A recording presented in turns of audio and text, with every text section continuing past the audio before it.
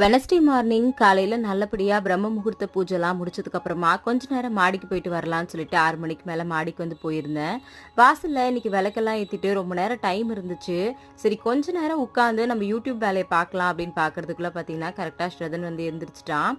5 o'clockலாம் எந்திரிச்சிட்டு 6 o'clock வரைக்கும் என்னை விடவே இல்லை. காலையிலே ரொம்ப டென்ஷனாக இருந்துச்சு. என்னால் எந்த வேலையுமே வந்து பார்க்க முடியல.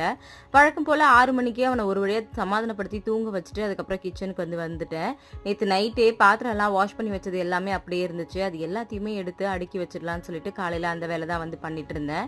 தேவேஷ்க்குமே நேற்று ஸ்கூல் லீவாக இருந்துச்சு. இன்னைக்கு ஸ்கூல் வேற, காலைல சிலம்பம் கிளாஸும் அவன் வந்து போகல. சரி ரொம்ப டயர்டாக தூங்கிட்டு இருந்தான் அப்படின்றதுனால அவனையும் எழுப்பி ஒரு வழியாக இன்னைக்கு ஸ்கூலுக்கு லஞ்ச் எல்லாம் ரெடி பண்ணி அவனையும் வந்து ஸ்கூலுக்கு அனுப்பியாச்சு. அவருக்குமே ஆஃபீஸ்க்கு 8:30க்குலாம் அங்கே இருக்கணும் அப்படின்றதுனால 8 மணிக்குள்ள இன்னைக்கு எல்லா வேலையுமே வந்து முடிச்சிட்டேன்.